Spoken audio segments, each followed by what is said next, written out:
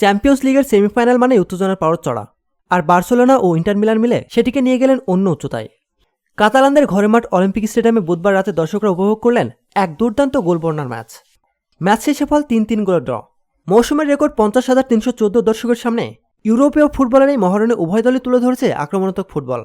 Champions league সেমিফাইনালের ইতিহাসে ১৯৯৯ সালের পর এটি প্রথম ম্যাচ যেখানে ৬টি গোল হয়েছে এবং ম্যাচ শেষ হয়েছে ড্রতে। ম্যাচ শুরু না হতেই চমক দেয় ইন্টার মিলান। এরপর ২১ মিনিটে আবারও গোল করে ইন্টার মিলান, তবে ঘুরে দাঁড়াতে দেরি করেনি বার্সা। ২ মিনিট পরে ইয়ামাল ডান দিক থেকে একক নৈপুণ্যে দুর্দান্ত গোল করে ব্যবধান কমান।